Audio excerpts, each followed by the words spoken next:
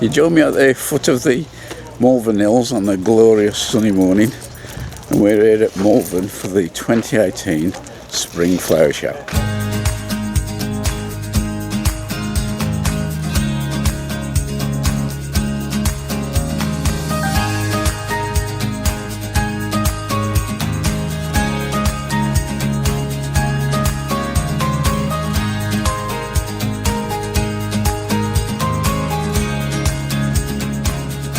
There's loads of trade stands where you can easily be parted with your money. But, I've having a look around the Floral Marquee, which I'll put a bit of footage on a bit later on.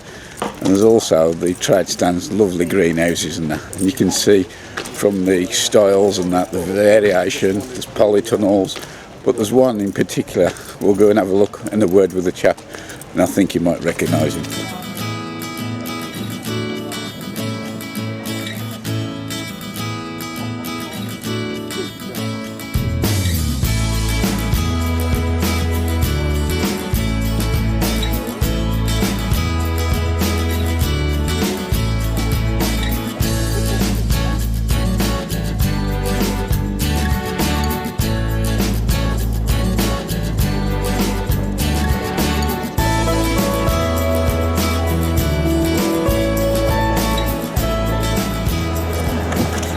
Amongst the greenhouses, I've made a stop off at this one there, and it's called cultivar.com. I'm just going to have a word with the chap that's running the show here today, and you might recognise him. The chap here is Dan, and he's he's part of the business, but you probably know him better for his YouTube channel. It's called The Enduring Gardener. I'll put a link at the bottom of the screen for his YouTube channel. But nice to meet you. Yeah, nice to meet you, Nige. Right. Have a seat. Thank you very much. Well, thanks for coming on the stand. So, where do you fit in on this cultivar business? There's three of us in the business. Yeah. Me, my father, and a lad called Tim. Right. Tim's the designer.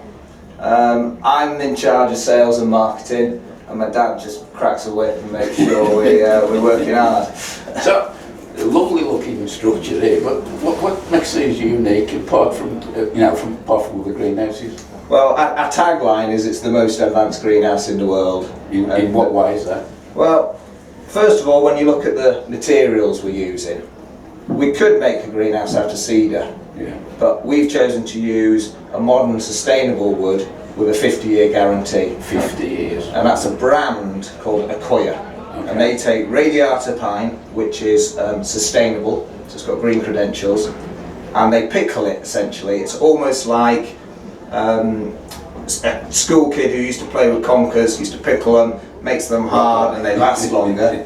The same principle is being applied to the wood. Okay. So it hardens the wood, gives it a class 1 durability, and crucially they give a 50-year guarantee. So what you do get with this greenhouse, you might not get with a cedar greenhouse, is you know that every piece of wood in it is going to last 50 years. And as it's all single glaze, there's no overlapping jointing clips or nothing. And well, that's one of the other things that makes this a bit more advanced than your average greenhouse. It's what they call concealed engineering. Yeah. So we've gone to great lengths to hide as many of the fixings as possible. Long gone are the days of screwing a bit of wood to another bit of wood to hold your glass in, or clips or putty. This is gasketed on the inside, gasketed on the outside, and modern clean lines. So it's easy to maintain, and you get lots of light in here. And that's you've got ridge vents and all. Yeah, the ridge vents at the top there, they're frameless vents. So you're maximising on the light, and they get the full length of the structure on both sides. But also, crucially at the bottom here, and this is something you don't see on an ordinary greenhouse, is you've got low-level vents at the lowest point, and they're on automatic openers. Okay. So what you get with this greenhouse, which you won't get in a more conventional greenhouse, is you get an even distribution of air. Of all the greenhouses we've made, and we've got a bit of history in greenhouses, of all the greenhouses we made, this is the most even distribution of air. So it's a nice system that it creates the chimney effect. Okay. And how many models do you do with this? Well, we do this style. And these like bespoke greenhouses? To a degree. We do this style in 3 different widths. So almost 6 foot, 8 foot, 10 foot. Okay. And the length is modular.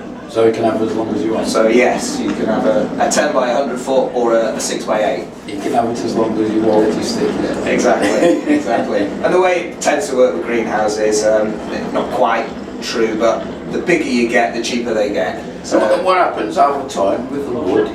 Do you need to treat the wood at all? No, it's got to, because it's been pickled pickled to the core, it's had its treatment. So you can leave it. It will age. If it's in the sun, it will go sort of silvery grey colour. Okay. And there is a piece of wood somewhere here that I'd show you to show. In fact, I'll get it because it's interesting to see.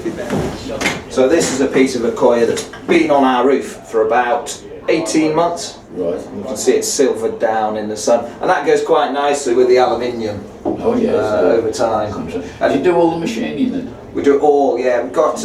We were based in Cheshire, and we moved at Christmas to a bigger unit in Rwabon, North Wales. Okay, right. So they're all manufactured in the UK.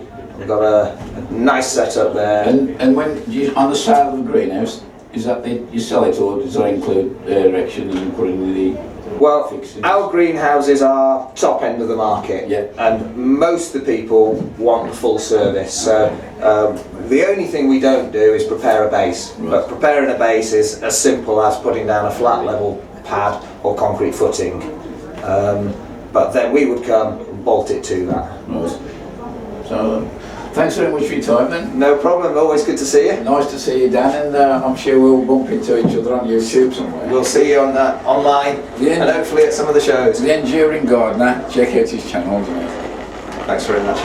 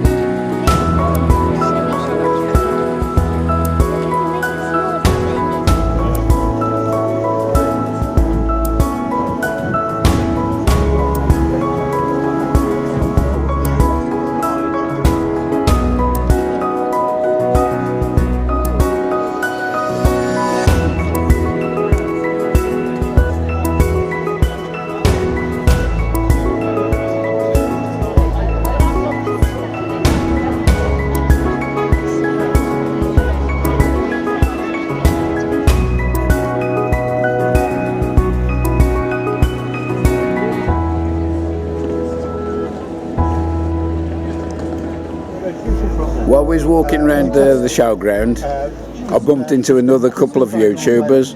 Now I'm not sure what the collective term is, but we've got a pair of Nicks here, and here we are. How you doing, guys? Hello. Hello, you alright then? Hello to everybody in YouTube land. So, how long have you been here, Nick? Got here just before 9, and I've been looking round the Floral Marquee, doing a little bit of filming for my own channel. Yeah. But yeah, I've just had a look round, and it's looking like a nice day today. And the other Nick and all. Yeah. How you enjoyed it, Nick? Yes, good. Have you spent any money? Not yet. No. I bought a couple of plants, but yeah. I've already reserved a plant in the Floral Marquee for picking up at 4 o'clock. Okay, right. Yeah, so.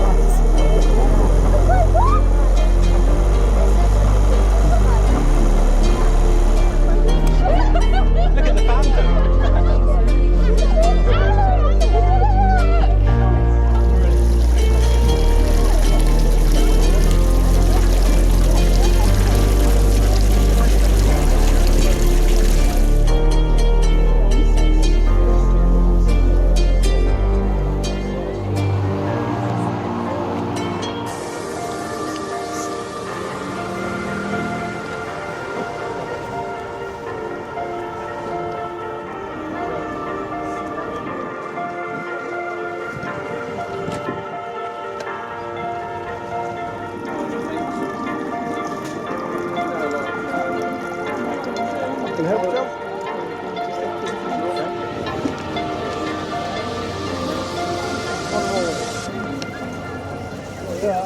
No, it's not. I love. It's a choice.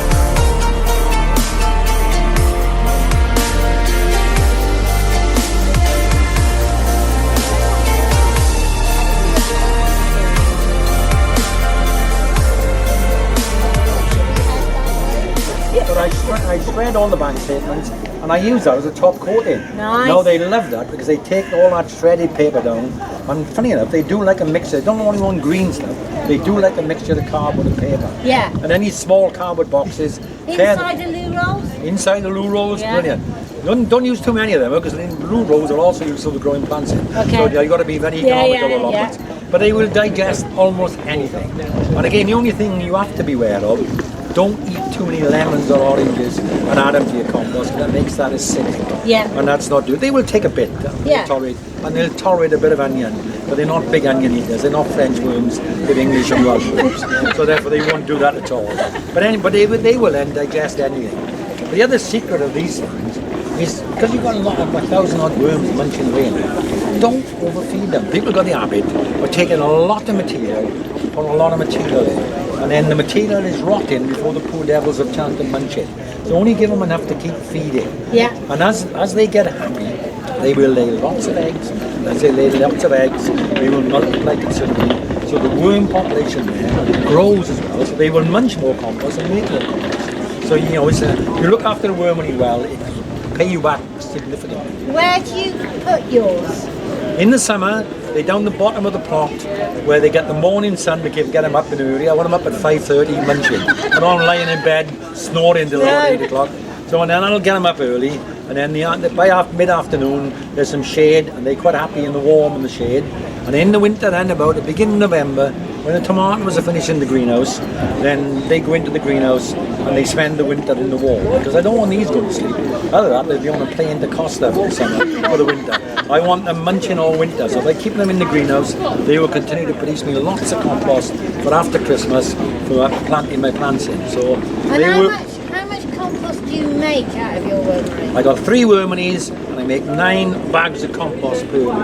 Lovely. The 2 established ones, this one's still relatively young and they're a bit lazy, and they're having to get the whip out. But the can of worms and the worm cafe make at least 3 bags of compost each year. Yeah. Thank you, Terry, It's so a pleasure. much for being It's here. been a great addition to my garden over the years. Brilliant. And I look for the next generation now, and I can do super worms. Fantastic.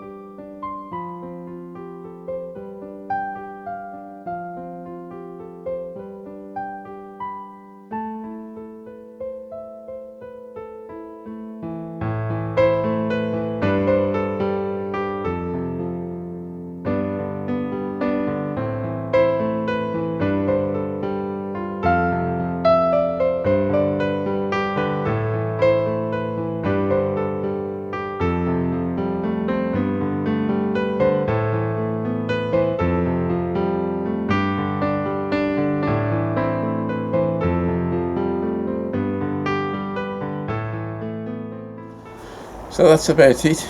It was a great day and I really enjoyed it. Caught up with a few viewers who spotted me walking around the place and had a chat with them. Also met up with Nick from Nick's Allotment. Also Nick's Allotment Diary with the K. We saw that was a couple of Nicks, as you saw probably in the clip there. Also saw Katie from Lavender and Leeks. She was actually on Dan's, the cultivar.com, with them lovely greenhouses, and you've probably seen the interview I've just done and loaded up anyway. So all in all, long day. We got away about 6:15 after the show had shut, but that was it. Now for the hard part, finding somewhere to put these. That's about it. So until next time, see you later. Bye for now.